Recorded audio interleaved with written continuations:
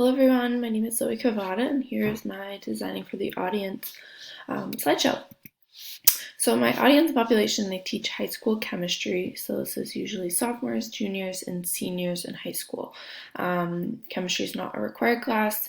They can take it just for the interest of chemistry or for their honors Regents diploma in New York State. So a normal setting for me is I start a unit with a phenomena, they get into groups and they ask questions and they write them down on whiteboards and they narrow it down then to 3 good questions to ask in front of the class that they think can later be answered using labs and experiments and evidence and data. Then they get into groups and they do what I call a pogo packet where they still don't know anything about the unit really. All they know is the phenomena that they saw, and they start to work together through some of the content without me presenting it as the teacher. Then once they go through a pogo packet, then we actually do notes. Then they do a lab to explore the contents and their questions that they had from the phenomena a little bit further by collecting data. And then at the end of a unit, we circle back and we answer any questions that we can. Some we table for later on in the year if they need other units to be answered.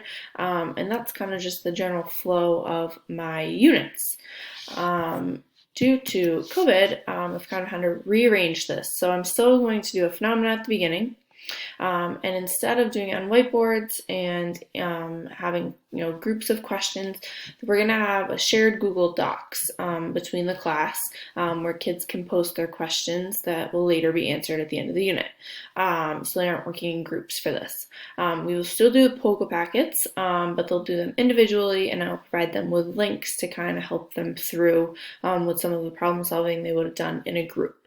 Then we still do notes. The labs then are alone, but then we come back together as a class to discuss what they learned in the lab, questions they have, etc. And then at the end we do circle back to the class document and answer the questions together that we can, and again table the ones that we can't. This is my idea.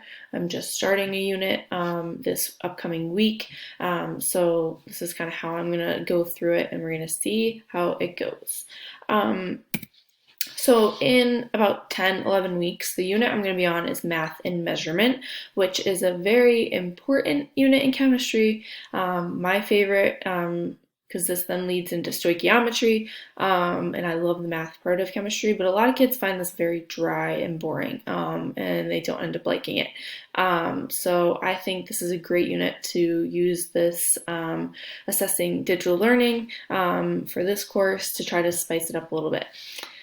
So my unit plan, I'm going to still start with a phenomenon. I'm going to show students either this, I found this picture online from another chemistry teacher of a bunch of pictures of articles of real world situations where the measurements were done wrong and then led to a failure. So I'll either show them this or I'll compile my own, but I'm not going to tell them the connection between the news articles. They're going to have to sort of figure that out for themselves. Then I'm going to go into providing students with a list of news articles, the ones that I show them in the picture, and then maybe some others. And they'll get into groups that they'll work collaboratively with online. And each group is going to select one news article to focus on. They'll do some further digging together, and then at the end, after everyone's done their research, they're going to get the groups in class will then share out their findings with everyone else in class.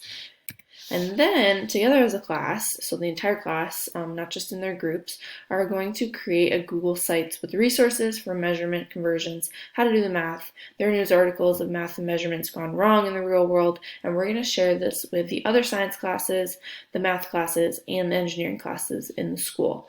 I love memes. I thought these were great. I'll use these exact memes to have my handouts for students in this unit. I think it kind of makes the math unit a little less dry when I use memes. But I think this will create a really great resource for not only for my kids, but for the other science classes. I know they struggle with the whole measurements and conversions, math classes as well, and engineering classes.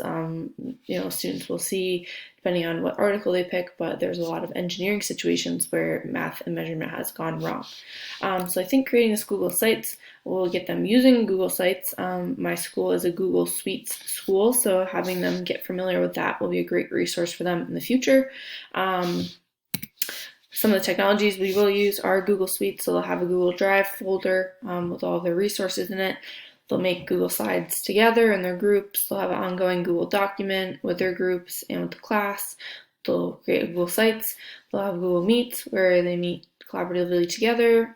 Since they can't work together in the physical classroom, they might use YouTube to find clips of the news articles that they research into, or just further videos of other examples of math and measurement gone wrong other than what they find in their article.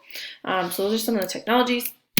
These are the 3 points that I used from the research. So organizing content, again, giving kids a phenomenon instead of just giving them answers, which then kind of gives me insight on their background and their previous knowledge by looking at their ideas and questions that they have.